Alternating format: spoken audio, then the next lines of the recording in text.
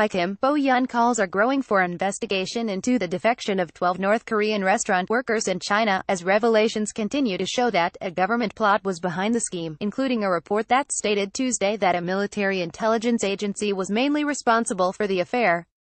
While the incident was initially publicized as a defection when it took place in April 2016, civic groups raised the speculation that the government had abducted the workers ahead of elections to consolidate conservatives' votes. This was based on the fact that the defection occurred and was publicized ahead of the general elections that took place the same month. The case began to gain attention in recent months after the manager of the restaurant, who brought the workers with him, said the National Intelligence Service (NIS) had persuaded him to bring them to the south. Yonhap reported Tuesday that the Defense Intelligence Command, affiliated with the Defense Ministry, persuaded the restaurant manager to defect and sent him and the workers to Shanghai. The NIS then took over the case after the workers left Shanghai for Malaysia before being brought to the south. Defense Ministry spokeswoman Choi Yun-soo said, "We cannot confirm the report.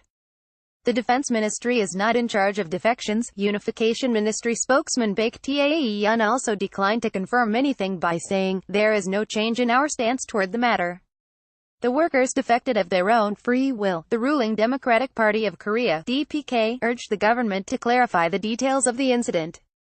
The government cannot continue to deny suspicions without making an effort to clarify the facts, even though it was an incident that took place during the previous administration, Rep.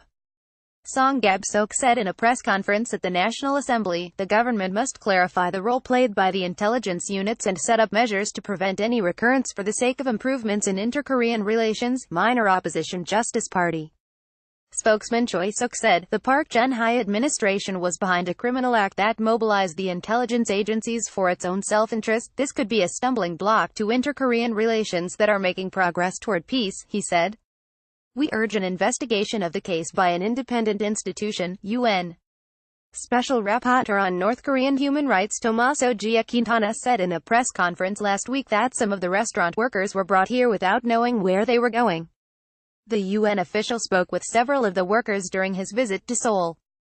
He also said the case needs a thorough and independent investigation, and that those responsible need to be held accountable. Internal inspections were conducted within the intelligence agencies, but no follow-up measures were taken.